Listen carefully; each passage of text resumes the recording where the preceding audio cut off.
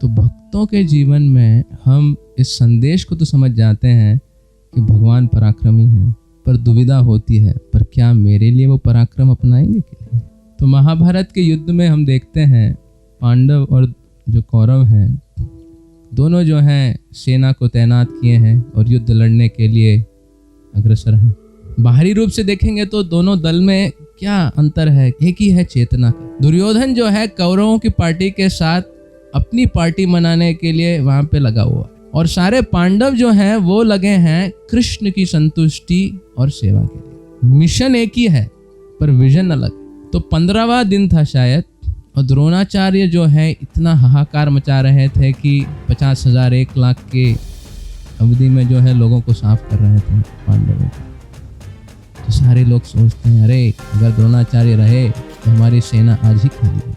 तो भक्ति करते हैं और भगवान के लिए की संतुष्टि के लिए अपने जीवन का यत्न करते हैं, मतलब आपके जीवन में क्लेश नहीं होगा, ऐसा नहीं है। तो 15वां दिन था, द्रोणाचार्य इस प्रकार हाहाकार मचा रहे थे, तो पांडव लोग सोचे क्या करना है। तो कृष्ण कह दिए छल के अलावा कुछ नहीं होगा, छल करना पड़ेगा। तो भीम जो है एक बड़े बड़े हस्ती थे जिसका नाम था अश्वत्थामा, उसको मार दिए। मारने के बाद जोर से द्रोणाचार्य के पास आके चिल्लाते हैं अश्वत्थामा हतः। और द्रोणाचार्य सोचता है कि अरे भीम तो झूठ भी बोल सकता है। तो भीम की बातों पे द्रोणाचार्य को विश्वास नहीं हुआ था, पर वो जो संशय का बीज वो आरोपण हो गया। लड़ रहे थे और इतनी आसक्ति थी अश्वत्थामा के साथ द्रोणाचार्य की कि वो अपने उत्साह को बीच बीच में खो बैठे। कहीं ये सच तो नहीं कि अश्वत्थामा मर गए, और सोच के उनका उत्साह कम होता जा रहा। और फिर कृष्ण युधिष्ठिर को कहते हैं कि युधिष्ठिर तुम भी इस बात को दोहराओ, नहीं तो हमारी पूरी सेना खत्म हो जाएगी। और युधिष्ठिर जो हैं सोचने लगते हैं कि ऐसा कहूँ क्या, ऐसा करूँ क्या। और कृष्ण क्या कहते हैं सर्वधर्मान परित्यज। तो युधिष्ठिर फिर क्या करते हैं, कृष्ण की बात को मान लेते हैं, मान के कहते हैं अश्वत्थामा हतः कुंजरः। और कृष्ण शंख बजा देते हैं, सत्य भी है असत्य भी है। और जैसे ही द्रोणाचार्य सुनते हैं कि युधिष्ठिर ऐसा कहे हैं, तो उनको निर्णय हो जाता है कि अश्वत्थामा की जो है मृत्यु हो गई है। अपने पूरे उत्साह को खो देते हैं और युद्ध करने की इच्छा को ही त्याग देते हैं।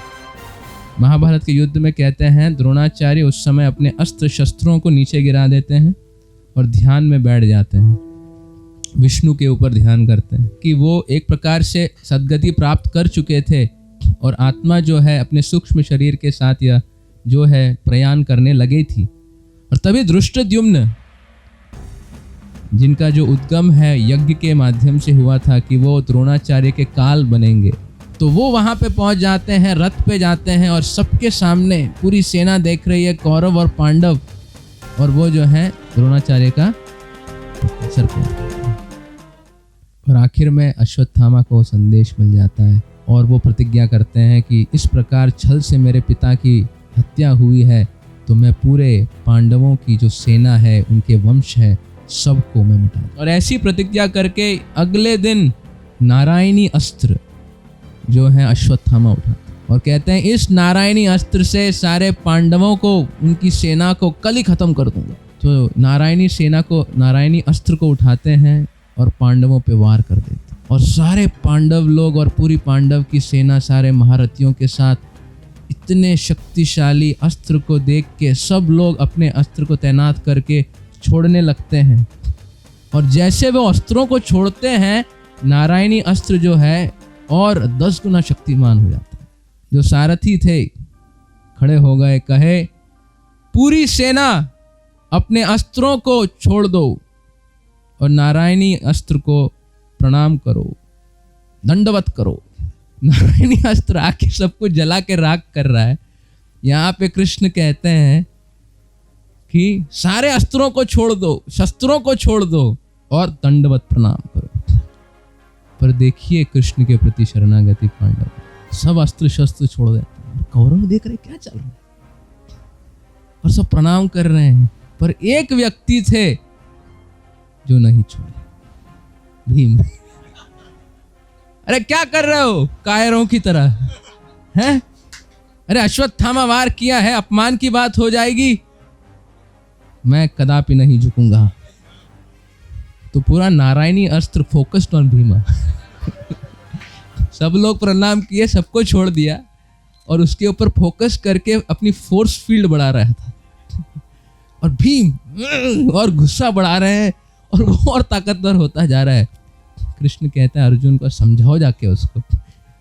तो कृष्ण स्वयं उतर जाते हैं, अर्जुन को साथ में जाते हैं उसको काउंसलिंग करने, और जाके भीम को खींच के लाते हैं।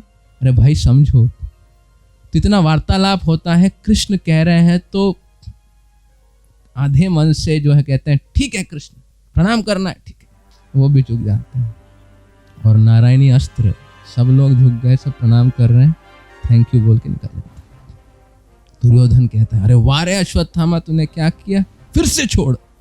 अश्वत्थामा कहता है अरे फिर से छोड़ूंगा, इसका जो मंत्र है सेकेंड टाइम जब यूज करते हैं, जिसने वार किया उसको आउट करता है, उसका बॉस है फिर उसको आउट करता है। फिर उसकी सेना को आउट करता है। छोड़ू?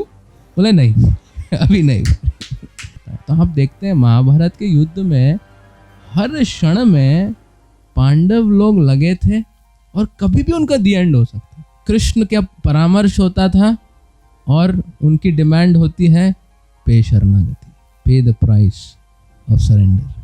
सरेंडर मतलब सर अंडर नहीं।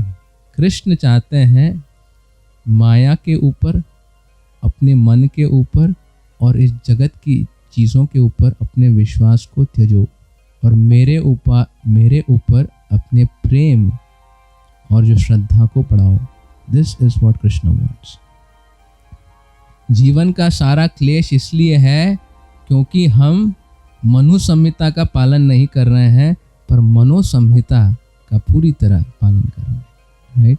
इसीलिए जीवन का सारा क्लेश है। तो कृष्ण चाहते हैं मन और माया के चंगुल से निकलो और मेरे चरण कमलों में अपना वास करो। यही भगवान चाहते, शरणागति चाहते।